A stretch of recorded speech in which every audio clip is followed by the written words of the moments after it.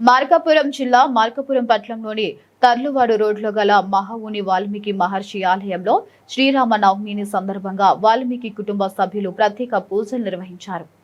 ఆలయంలోని సీతారాముల చిత్రపటానికి పూజలు నిర్వహించి మహాముని వాల్మీకి మహర్షికి ప్రత్యేక అర్చనలు చేశారు. ఈ సందర్భంగా వాల్మీకి కుటుంబ సభ్యులు మాట్లాడుతూ శ్రీమద్ రామాయణం ద్వారా శ్రీరాముడి ప్రతిభ, ఆదర్శం, పితృవాక్య పరిపాలన, ధర్మ నిర్ణీత జీవితం వంటి ఎన్నో గొప్ప విషయాలను మహర్షి వాల్మీకి ప్రపంచానికి తెలియజేశారని తెలిపారు.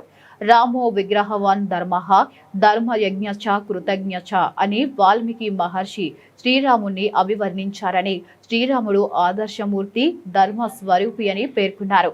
శ్రీమద్ రామాయణం వ్యక్తిగత జీవితం నుంచి రాజ్యపాలన వరకు మానవ జీవన విధానాన్ని చూపించే గొప్ప గ్రంథమని, మానవ సంబంధాలు, నీతి, ధర్మం, కర్తవ్య బోధ వంటి విలువలను ఈ మహాకావ్యం తెలియజేస్తుందని అన్నారు.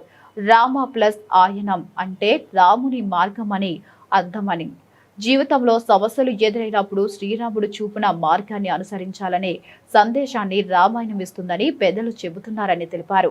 వాల్మీకి మహర్షి రచించిన శ్రీమద్ రామాయణాన్ని ఆదర్శంగా తీసుకుని అనేక మంది కవులు రామచరిత్రను వివిధ కోణాల్లో రచించారని తెలిపారు. రామాయణ గాథ ఎంత విన్నా, ఎంత చదివినా కొత్తగానే అనిపించే మహాకావ్యమని అన్నారు. అనంతరం ఆలయం వద్ద భక్తులకు ప్రసాదాన్ని పంపిణీ చేశారు.